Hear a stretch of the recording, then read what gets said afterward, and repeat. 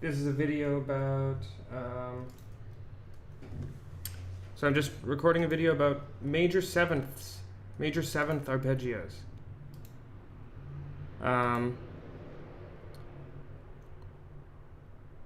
Just have to get to,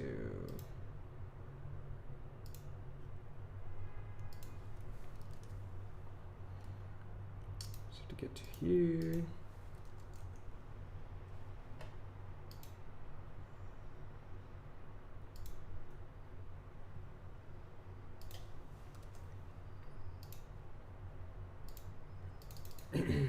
Just putting a link to the channel.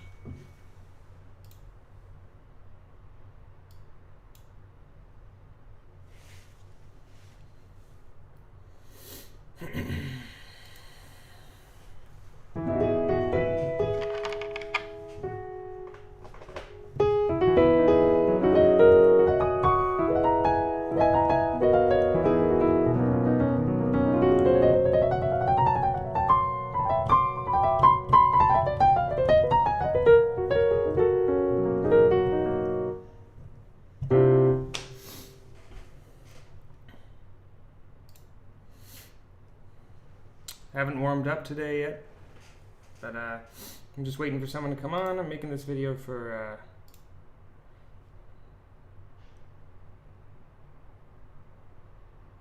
somebody who's having trouble with major 7 arpeggios.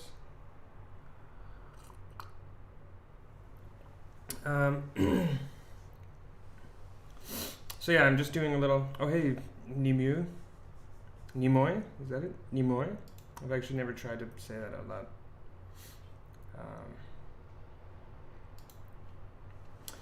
loud. So yeah, I'm just doing a bit of discussion on major 7th arpeggios.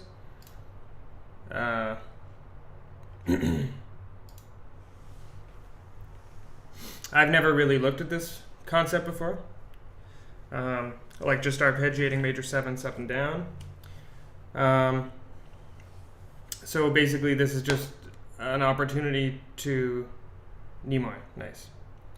So yeah, this is just an opportunity if someone wants to see another person problem solve their way through approaching a technical concept, then this, this is just for that, basically.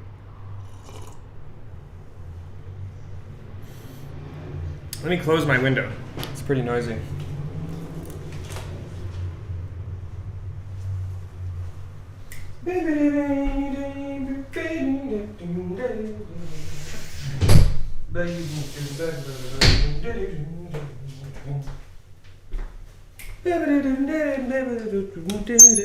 Ooh, sorry.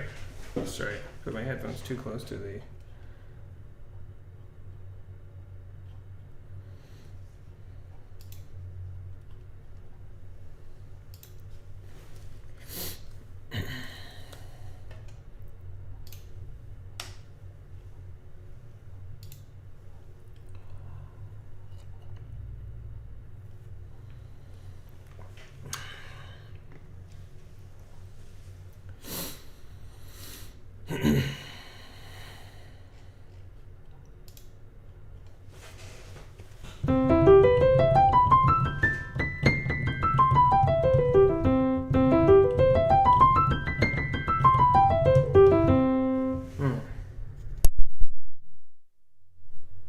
Hey. So basically what I thought I would do, I've never worked through, I was just saying this, but I've never worked through these major 7ths before. So what I thought I would do is discuss, if I were to start looking at them, discuss how I might problem solve them, and discuss how I might approach them approach them technically.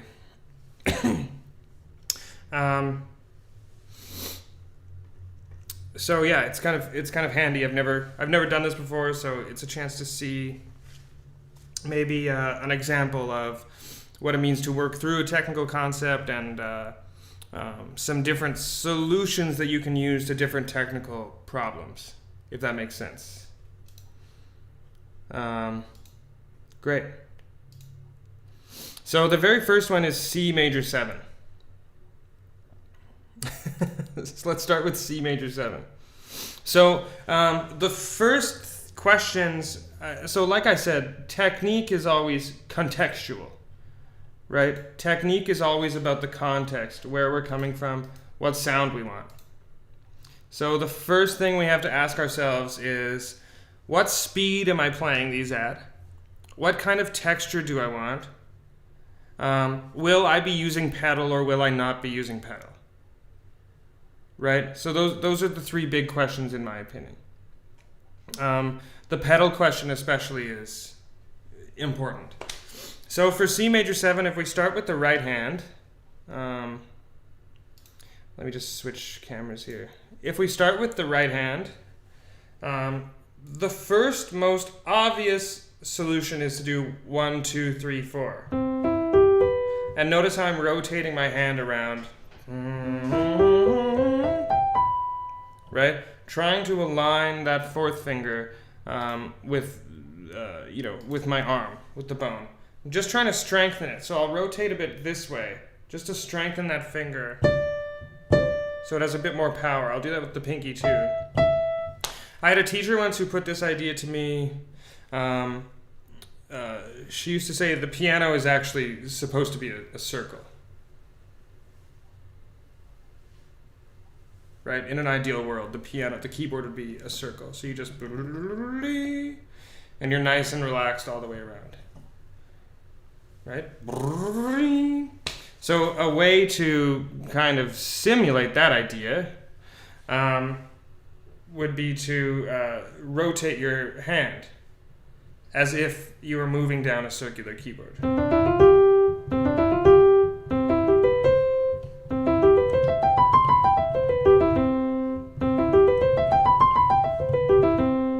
Right? So there's two types of, yeah, that's right. The wrist starts off not straight. In this case, I'm trying to strengthen the thumb by aligning it with this. I'm trying to create this straight line of bone down my arm. Right? So I'm trying to strengthen the thumb, not by doing finger exercises, but just by aligning it.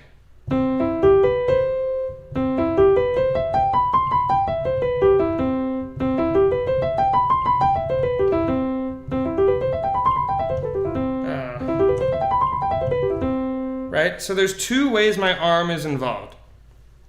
I'm using my arm. I'm probably going to do a slight bit of like doorknob rotation, forearm rotation.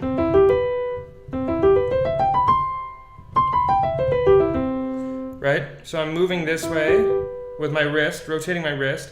Also rotating my arm a little bit, right? The doorknob rotation. Maybe you'll be able to see that better from the side. Rotating my arm a little bit. So I have a feeling I'm going to be doing these a lot with the other keys, right? So, one thing, if I get this up to speed,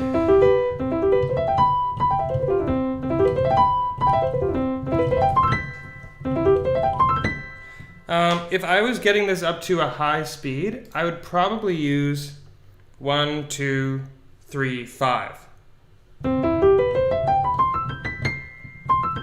And then once I got to the top, I could use 3 or 4, right? Or I could play the last one, 1, 2, 3, 4, 5.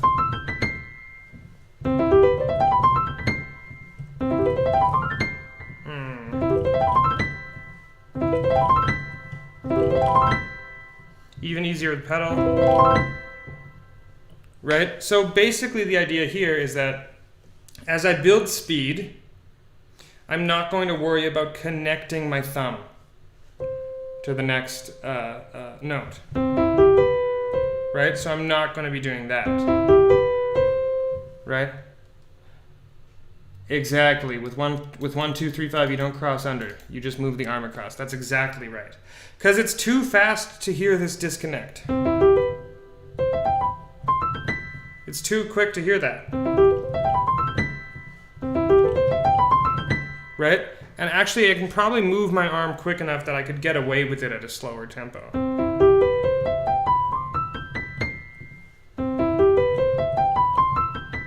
Right? It's like my ear almost doesn't notice.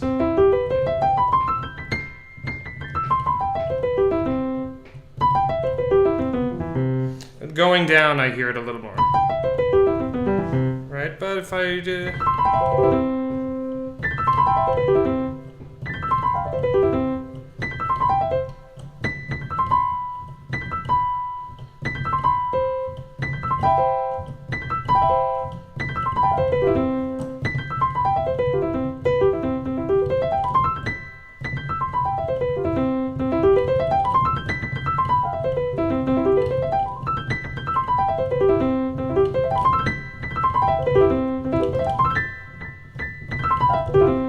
So it's much harder going down.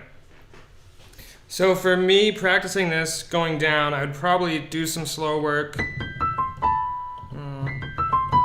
Yeah, that's my problem. I'm clamming that pinky.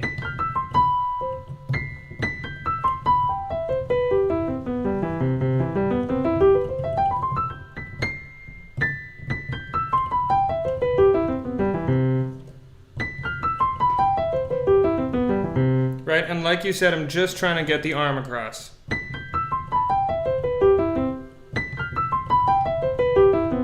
Okay, so I think maybe part of the reason I'm clamming that pinky, I'm hitting the B and the A together. So I'm going to experiment. I'm going to try to avoid that by rotating my wrist a little bit that way. So my pinky's a little straighter, so I have less likelihood of hitting that A. So that's what I'm going to try and experiment with. It was okay, but now I'm hitting the B and the C. So I think I can just move my arm a little farther. That's a little better.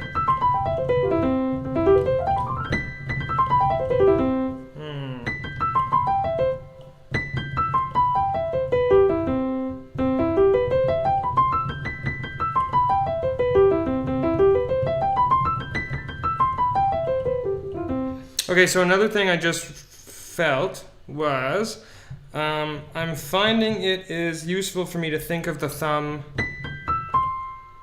right? I'm not crossing, but I am trying to prepare my hand to move simultaneous with the playing of the thumb. So when I play the thumb, I am closing my hand a little bit.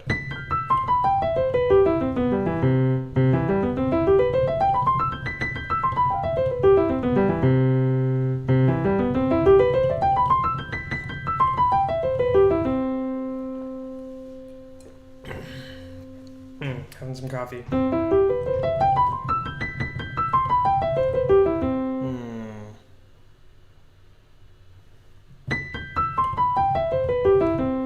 What about the motion of moving my wrist to keep it aligned? Yeah, I'm doing that. I'm doing that. I'm doing that. There's this great book, some of it's a little outdated, but there's this great book by Tobias Matthay called The Invisible and the Visible in Piano Technique, right? So Matthay does a good job of stressing that at a certain point and at a certain speed, these motions become so small and quick, they're almost invisible, unless you're really looking for them.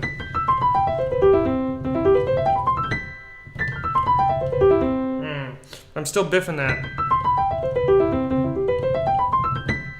So if I really resolve to myself, like if I were to add this into my practice routine, for instance, I probably wouldn't be taking these that fast, right? The only reason I'm playing them at this speed is because I have this idea.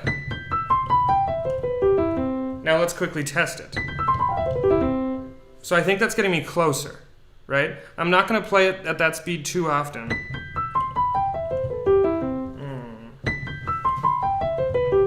Another thing is I'm slouching. So I caught myself slouching there for a second. and I engage my core, right? I'm not thinking about sitting up straight, but I am thinking of being balanced on my sit bones and engaging my core. So I caught myself slouching. That's not making my life any easier.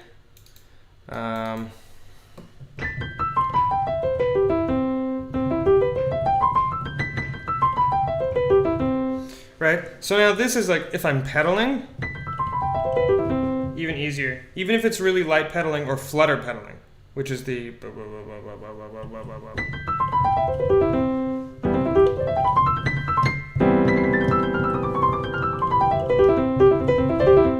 right? So I might use this in something like that, where I can pedal a little if I use this in some kind of line like that, right? So that thing that you're talking about, Nimoy,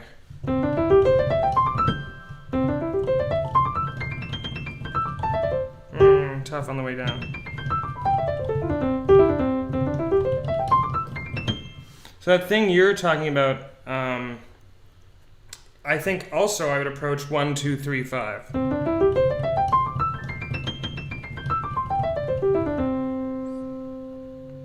Right?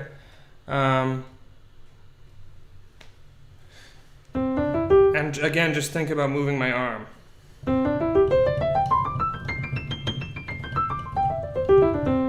Right? So now the risk with this kind of thing is that it's really easy to fall back on, right? My thumb just being accented at every octave. So the solution to this would be to accent different notes or different groupings, right?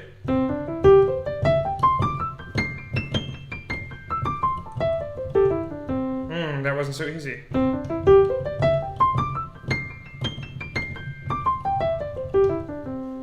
And just get my arm over there. You did it with 1, 2, 3, 4. That works too. I like that too.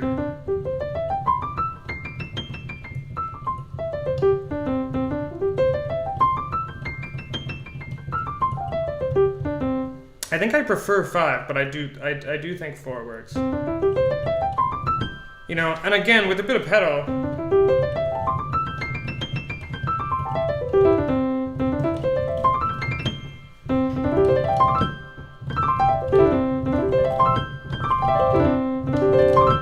I think I can get faster with 5 than I can get with 4. Where would I use this? Maybe like milestones?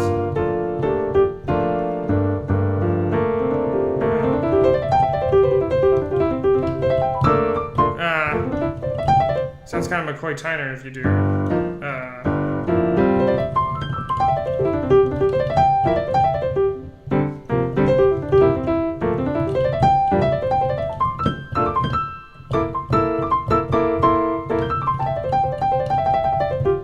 That sounds bad.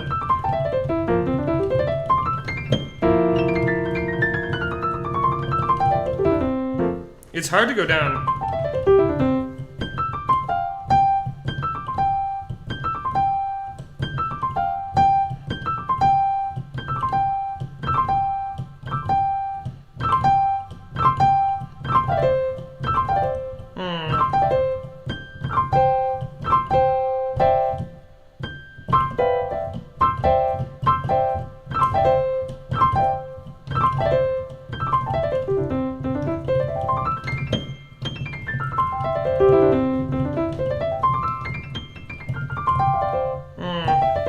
Yeah, I think the thing is that, like, yeah, that's right. I'm using a digital piano with an acoustic upright shell.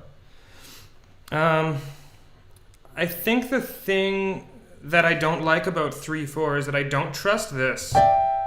I don't trust my 3 and my 4. It's not that I don't trust my 4 to make the leap. It's that I don't trust my 3 and my 4 to find that interval.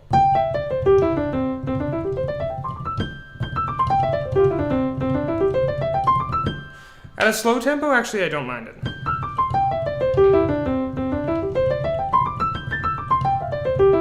And with some rotation, I don't mind it. With a bit of wrist rotation.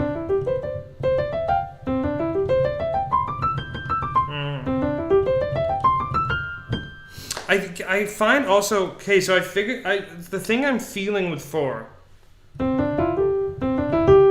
is I have to rotate more to get to the 4, and I think that is negatively affecting my thumb jump.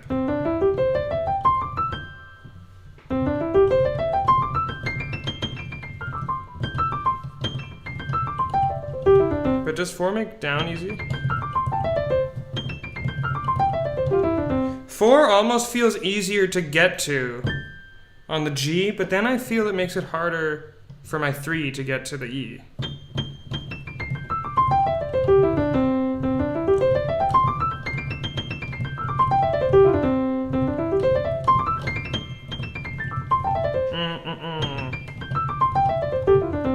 Interesting. I prefer 4 on the left hand.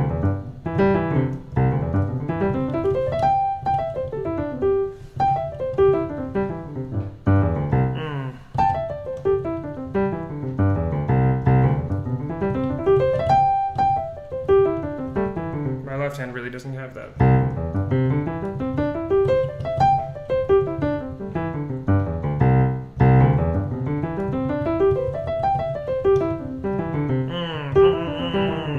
Yeah, my left hand would really need to work on that. I prefer 4 with the left hand though. But yeah, my left hand would really have to do some serious work on that idea. But anyways, back to the major sevenths. It's kind of the same principle, right? Different fingerings get you different things. Different fingerings get you different advantages, right? The jump is easier to make with 4. Same here. The other thing is that when you're trying to build speed, the best thing to do is to keep your hand as closed as possible. So for me, that means using 5 instead of using 4, right? So if I want to go slowly through an arpeggio and I want to connect everything, I'll use 4 and I'll actually do the cross.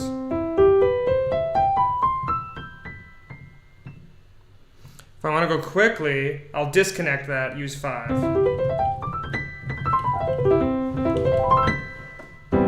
Where would I use that?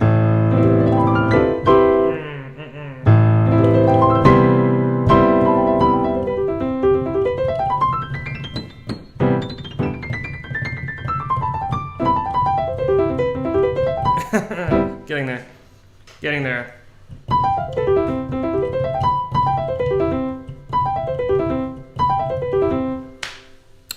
So that's what I would do with that. With the left hand, I would do the same thing.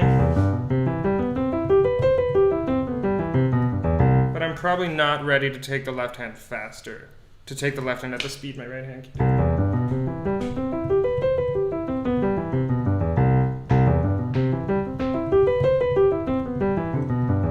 It's also not accenting where I want, so I'll do something exaggerated.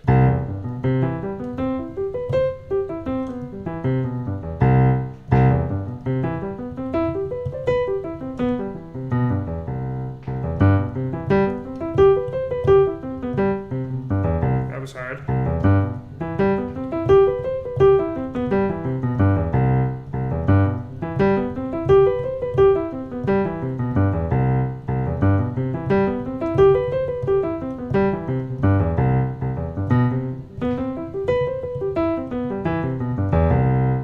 So that kind of thing is a useful exercise.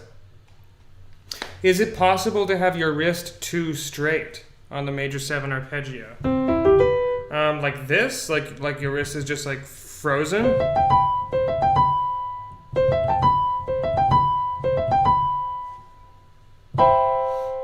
I would trust more how your wrist feels than how your wrist looks, right? So like, especially if I am really using this up and down bounce, really using this vertical bounce,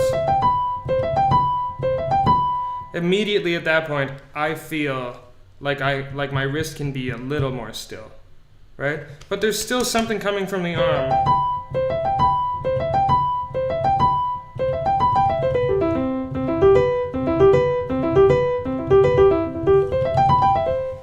Right? The thing that a straight wrist for me makes really difficult is switching octaves.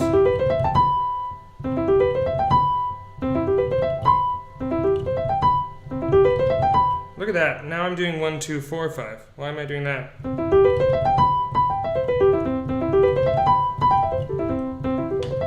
It's okay, I see why I'm doing it. When I straighten my wrist, I prefer 4 on the G. But I prefer 3 when moving across. Right, so that's part of it. 3, I need to reorient to get 3 on that G. But I can do a straighter wrist if my 4 is on the G.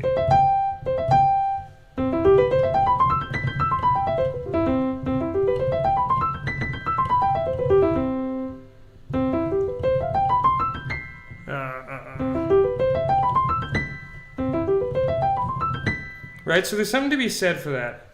You want to be light on these arpeggios. You want to be light on these arpeggios? Yeah. So again, like always, depends on the context, depends on the sound. If I want a really thick sound, I'll put all my weight in the keys, maybe even my, Oops, sorry, is that really peaking? Is that peaking a lot? Let me turn that down.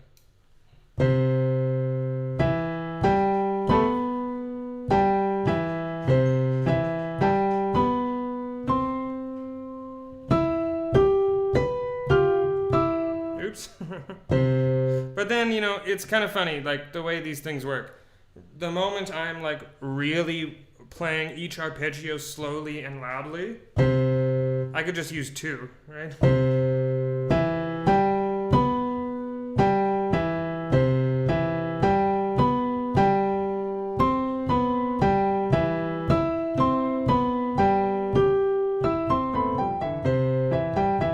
Or something like that, and I'm really messing up. Does your pinky fly or become tense on G major 7 with 1, 2, 3, 4? Okay, let's switch gears. Let's switch keys. So my pinky, the key to this is I'm really rotating. Right? I'm really moving my wrist. I'm really getting my wrist over there. And that's how I stop the pinky tension.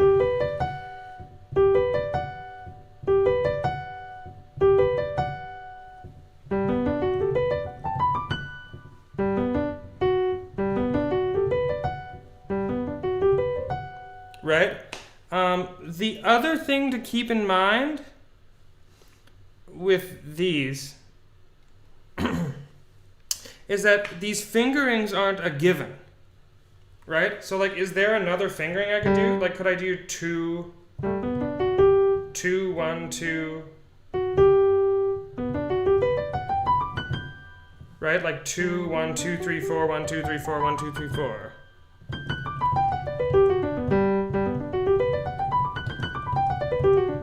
I like that way better. But if you are doing 1, 2, 3, 4, I think you really need that arm motion. I think you're right, yeah. You need to do that motion to get to the 4. But if I were playing this, like if I saw this figure in a piece, if I was in a big band chart or something, and like imagine some kind of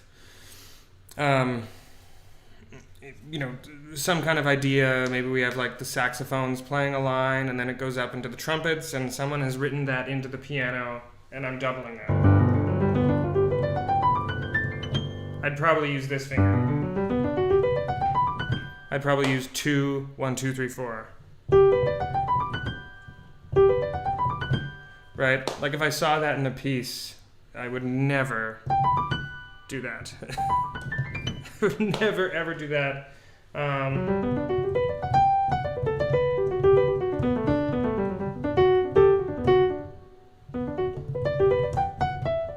think it's good to know how to do, because you never know, maybe you could be painted in some kind of corner.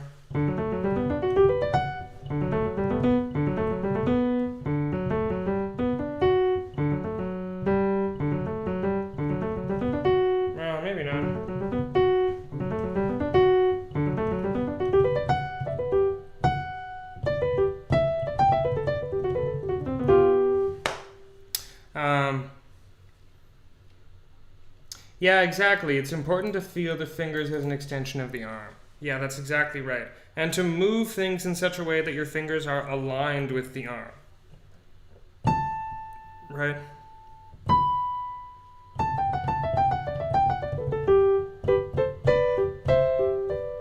Piano is played mostly with the arm. For sure. For sure. Okay, let me just pop into the washroom. I'll be right back. I'll be right back.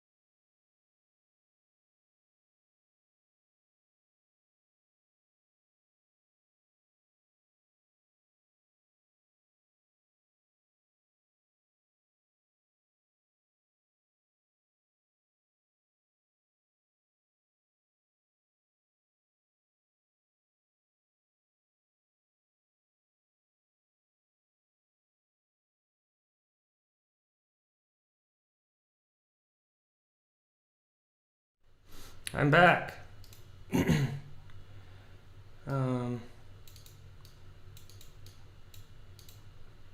Yeah, that Mariah Carey song is great.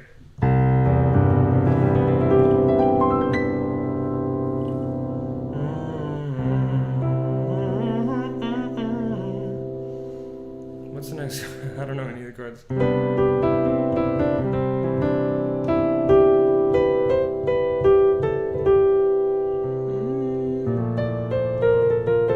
That's not it.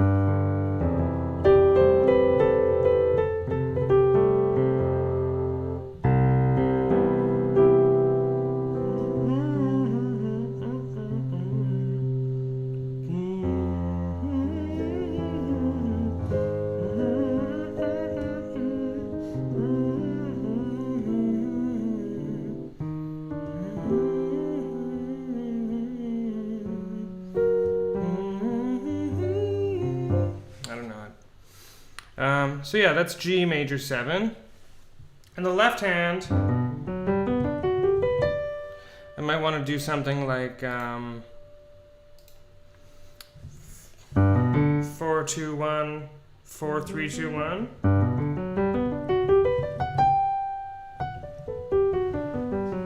It's tough on the way down though.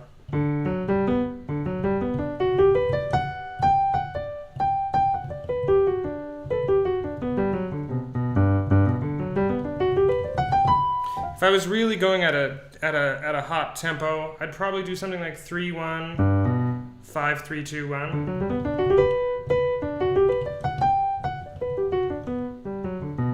That's really uncomfortable.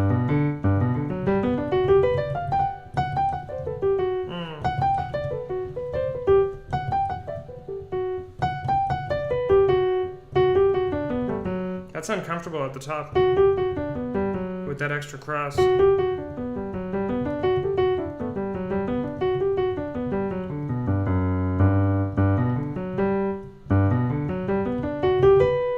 That's an idea.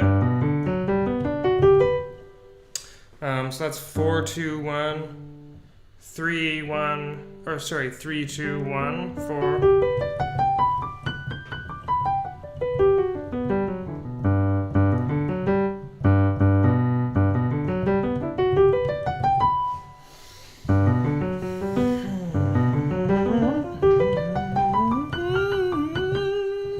I don't like that though.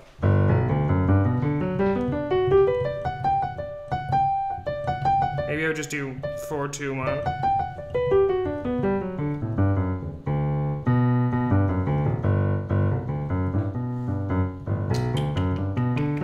That's a tough one.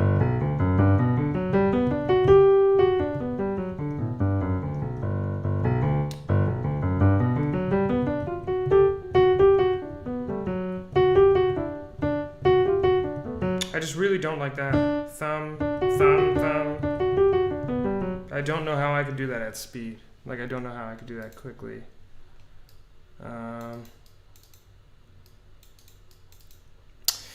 Yeah, so yeah, Nimoy. So there's more than one way of thinking about it. The weight transfer idea is a way to play, for sure.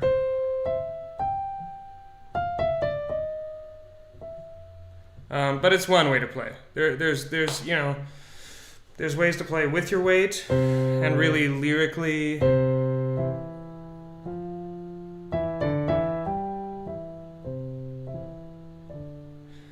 There's ways to play with your weight and really lyrically transfer the weight from key to key.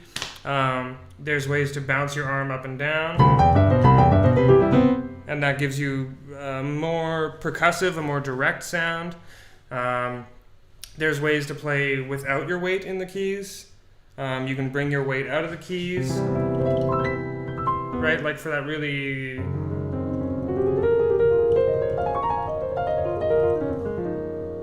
light impressionistic stuff, right? So yeah, shifting weight from one finger to the next. This is a way I used to practice scales when I was especially just starting out, was to think of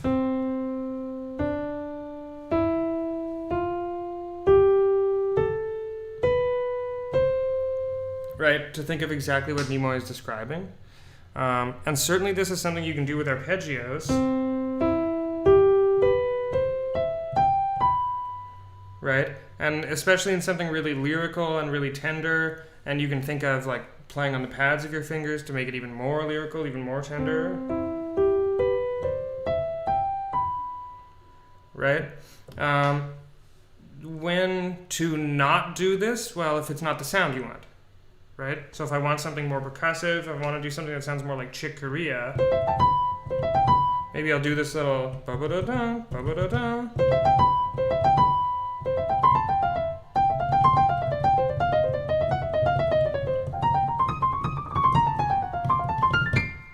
And I'm clamming. Right? Your weight, like if you just drop your weight into the key, imagine that is like your mezzo forte. Right? But if I want something quieter, I'll bring my weight out.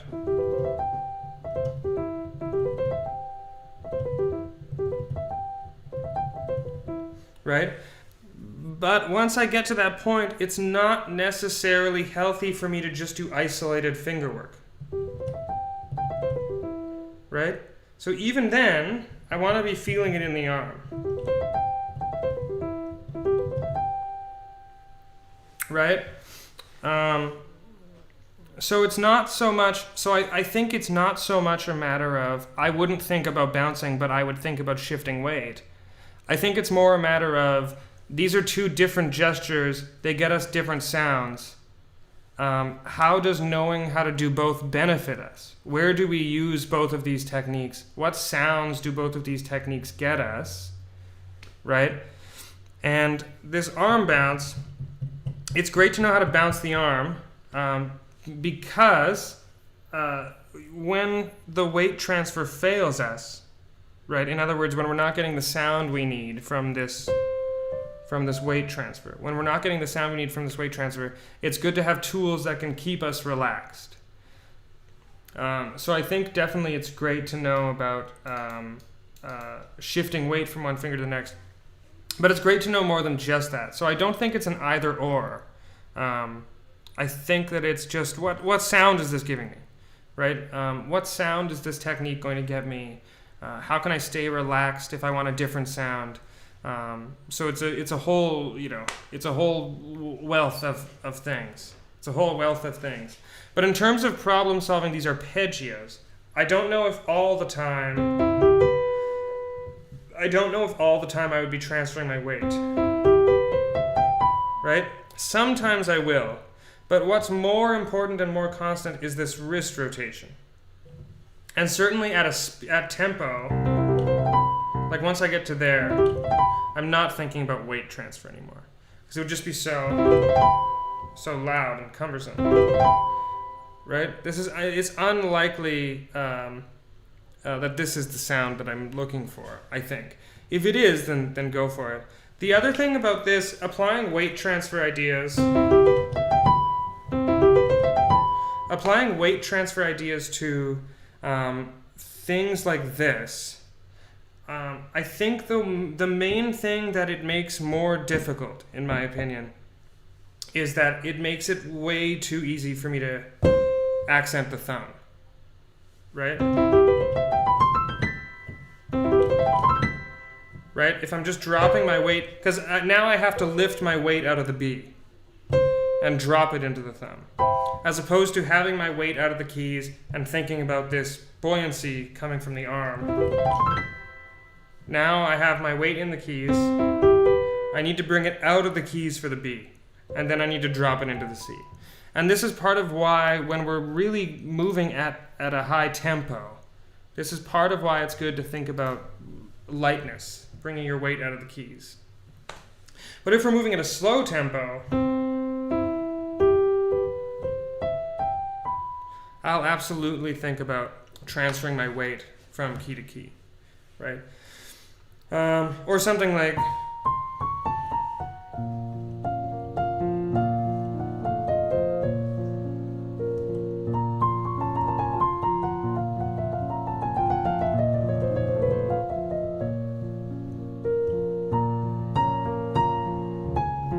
something like Chopin, where I'm really on my finger pads and really thinking about the weight of my arm.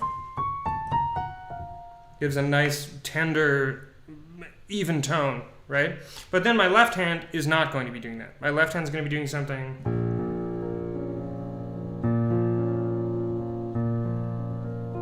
much lighter, more in this rotation realm. Because otherwise it'll just...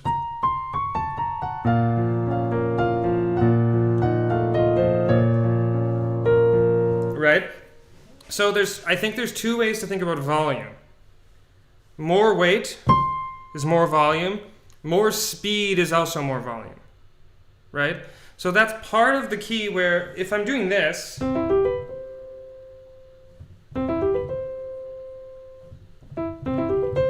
If I'm dropping all my weight, I don't really have time to prepare my thumb.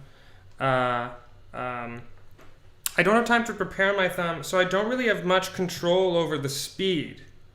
So if instead of taking speed out of the note, I can take weight out of the note, then that will avoid any unwanted accents.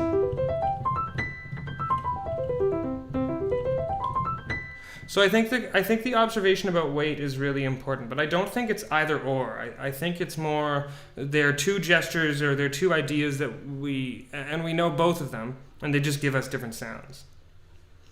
Yeah, that's right. For the Chopin waltz, I don't know that I forget how that waltz goes, but Chopin, it's really popular. The left hand is doing something really light and out of the keys.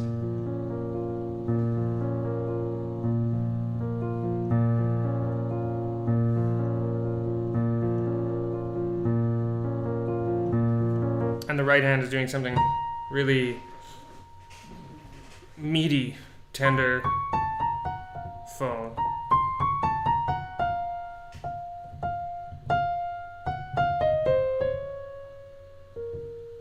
moving our weight from key to key. So yeah, both of those things exist for these really quick arpeggios. I think it's yeah. And you're asking, is it okay to bounce the wrist at times? Yeah, this is something I see Oscar Peterson do a lot. This kind of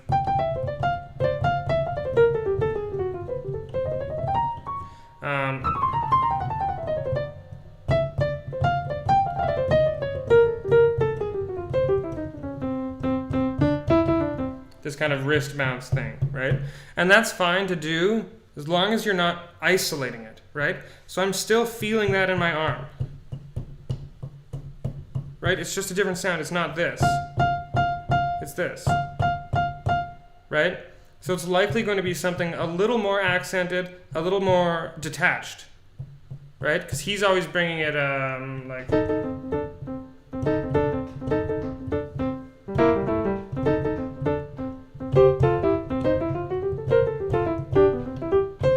Right? He's doing that kind of...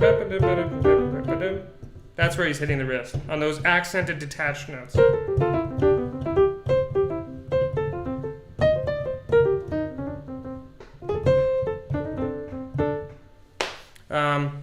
The key, though, is that your arm isn't frozen and your wrist is doing this, right?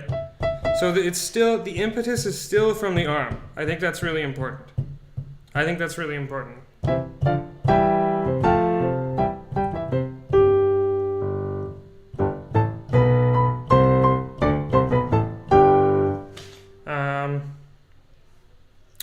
Yeah. Or then even like to go a step further about what Nimoy was saying about weight. When we use weight, when we don't use weight. Yeah, exactly. Yeah, he's totally... I've seen that video. Yeah, and he's totally in that. It totally gets you that percussive, accented, detached sound.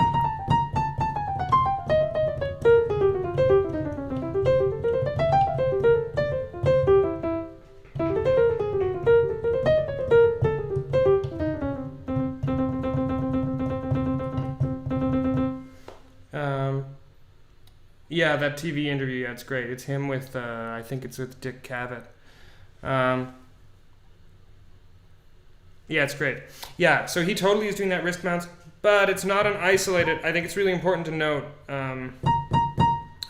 Ollie, it's not an isolated wrist. It's with the arm. It's, you know, maybe in some ways you could even think of it as an arm bounce with a looser wrist, as opposed to an arm bounce with a firm wrist. Yeah, so Nimoy and I were just talking about Robert Schumann.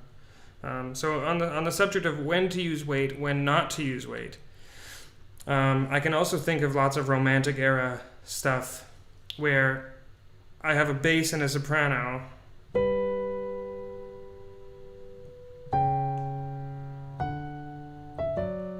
Where my weight is, and then I have inner lines where they're just light finger work or some rotation work. How does that?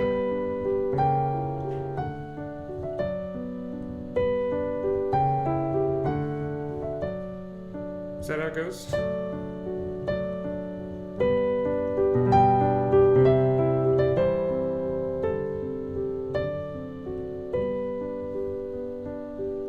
Right, so I have these lines,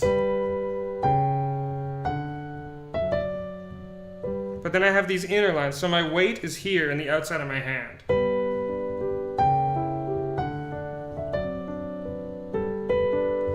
And I don't really remember the piece apparently.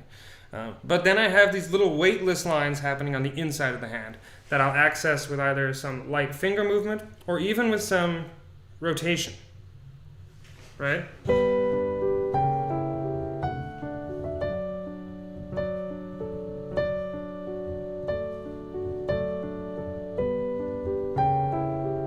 That's a little, so that E's a little low.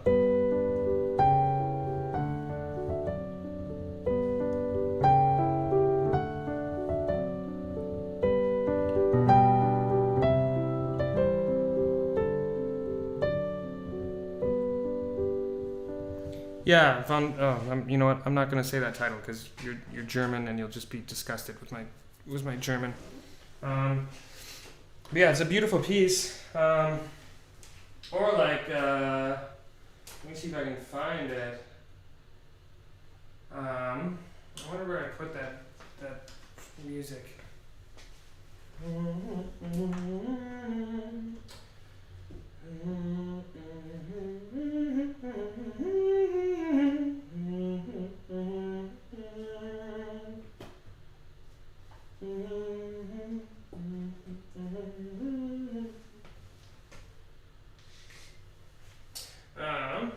Shoot, I'm trying to find some sheet music.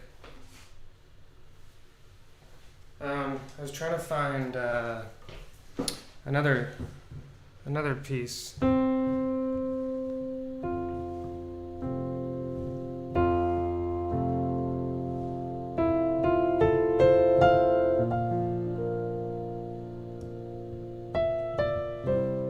Right, so that's another piece from the same set. Trois Morai. That's so embarrassing. Right? I might have my weight on the outside of the hand. And then I have this inner voicing that needs to be quieter. So I might not put my weight in that inner voicing.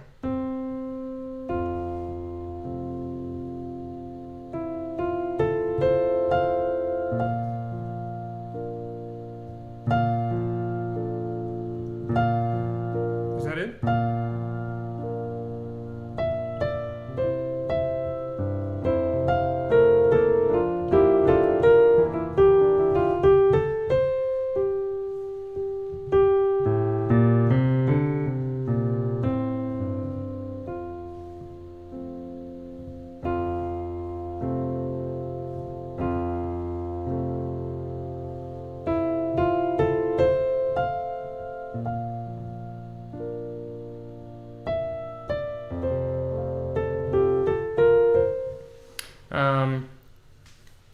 God, okay, let me go find that sheet music because there's lots of stuff that is a good example of this idea of like when and when not to use weight.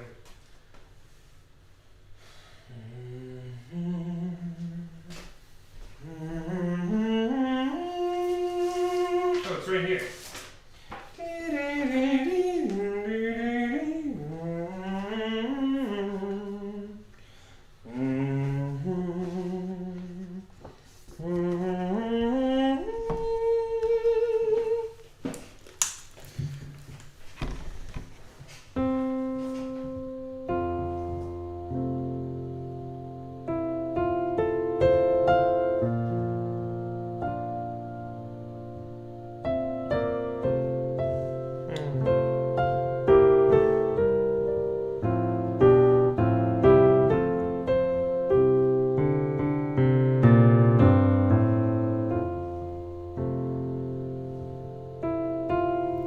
Yeah, so the first thing about Robert Schumann, he always does these weird little orchestrations where these like chords are split really weirdly between your hands. So like he has this F chord.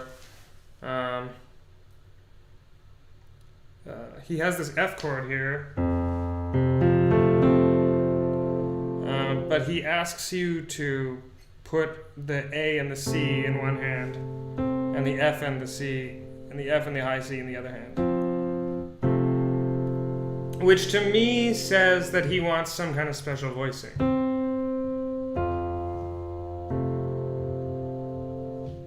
Right? So I might put a little bit less weight in my right hand. So that I can, if that's how I choose to voice it, right? Which in this particular piece I did, right? So I might put a bit less weight in my right hand. And then here do what Nimoy is talking about.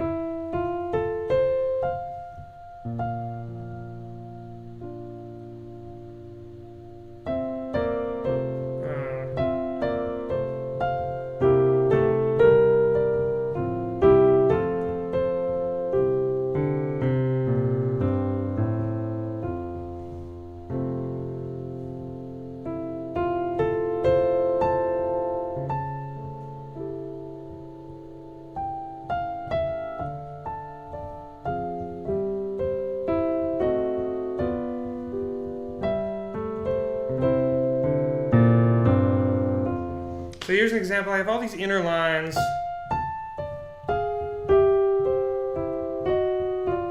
So I'm going to put less weight in the quieter lines.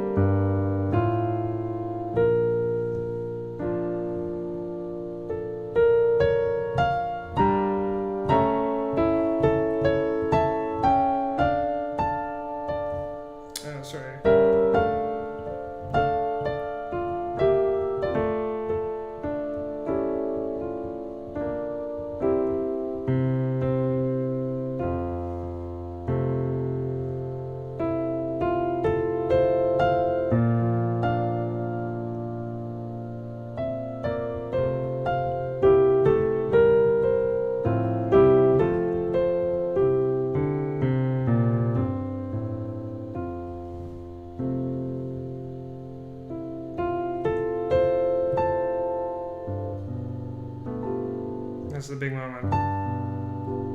Right? So up that chord, I might not put all my weight in there, right?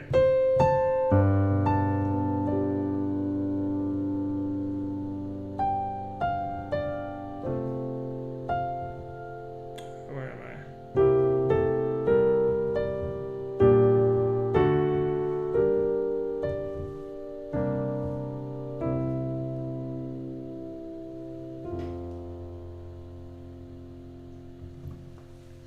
So this is a good example. A lot of the stuff in this set,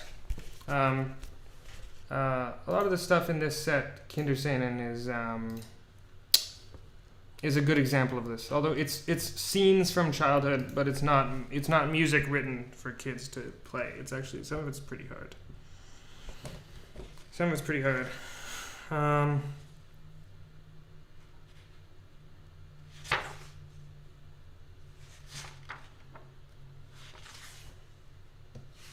Yeah, or like, I wonder if I can still play this. I mean, there's this really quick one, number 5, Glückes genug.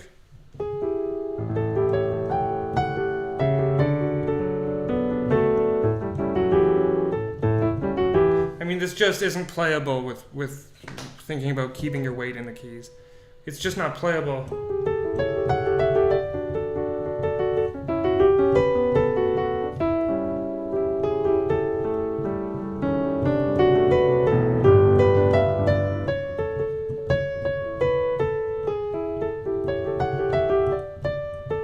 You know, there's a lot of stuff from this romantic area. It's just not playable. Oh yeah, I'm using the piano sound from my digital. I just have it going into a USB interface. So yeah, I don't know. The weight thing is really tricky. It's always a judgment call. Is my weight in the key? Is my weight not in the key?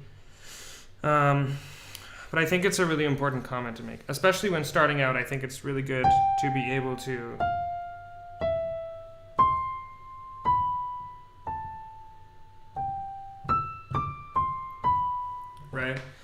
do that. The problem I had as a beginner was I was doing a lot of this weight transfer stuff, but then I was listening to like second quintet. I was listening to Herbie like.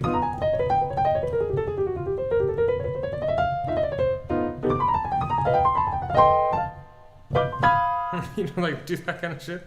I was listening to a lot of that, so I was trying to use weight transfer there, and you know, like eventually, I had to reconcile that. It was just more about the lightness, more about the moving my hands across the keys, moving my arms across the keys, the rotation, this kind of thing. So yeah, it just depends. Weight is one tool you can use and not use. You know, like how speed is a tool you can use and not use. Yeah. Okay, I better go pretty soon because that was longer than I thought it would be. I have to go pick up some groceries. But yeah, let's do this again sometime. That was fun.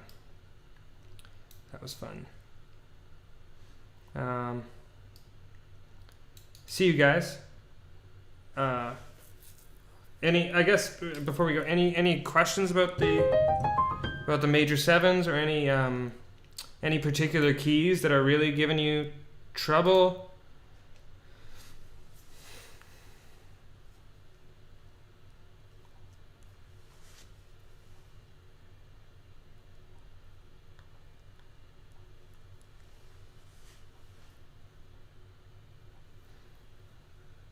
You're at that point, basically. You still haven't achieved lightness. It's really tough. You know, it's really hard to do it in a relaxed way. Because you're always like... I mean, when I started thinking about lightness and bringing my weight out of the keys, of course, the place that I first went to was like tension, suspending myself above the keys, right? Suspending myself not into the key bed. So it's really tough. I think it took me a long time to get there. One thing that was really helpful was thinking about this part of my arm and thinking about just bringing, I'm here and now I'm just bringing this part of my arm out a little bit. And that's where my lightness is coming from these days.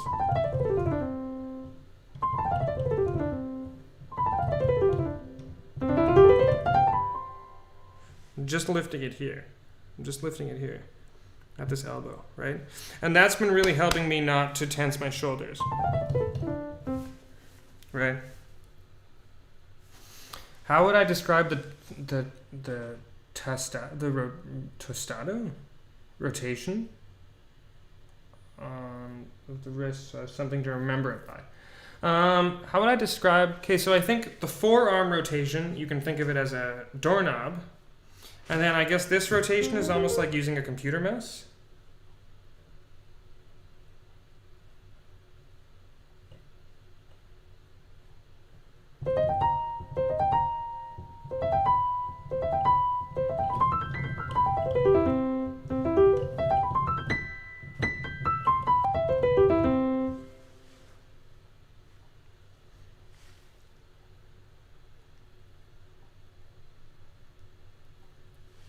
Where you keep to straight it.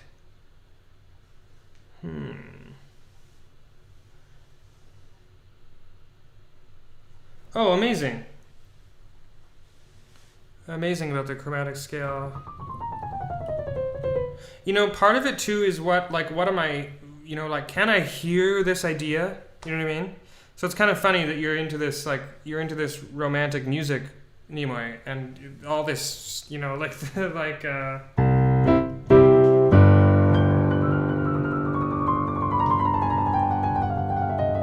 all those romantic runs.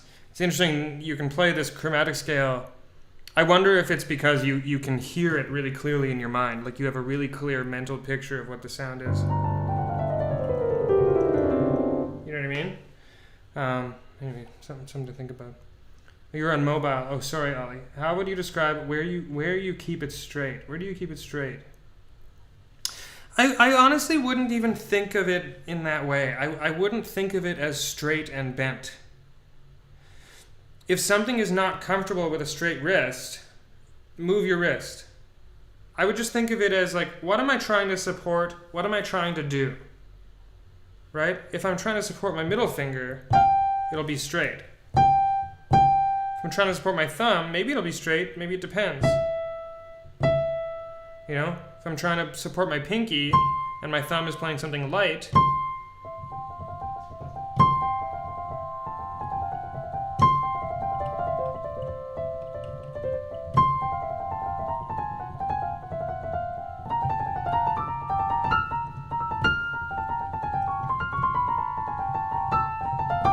then I won't be straight. I'll be supporting that pinky, right? So it's more, what sound do I want? What sound do I want? It's all about that, I think. Okay, we should do this again. That was I actually really had a good time doing that. Okay, see you, pals. That was fun. That was productive. It's nice to do something productive.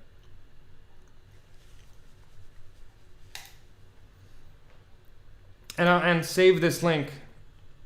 Save this link, obviously, and you can reference this anytime because this should just stay up, I think. Okay, see ya.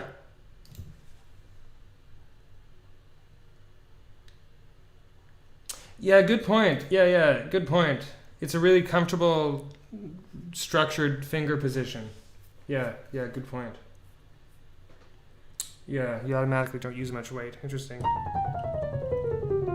And you're crossing so much, it's almost like it lends itself really well to that. I don't know what fingering you use.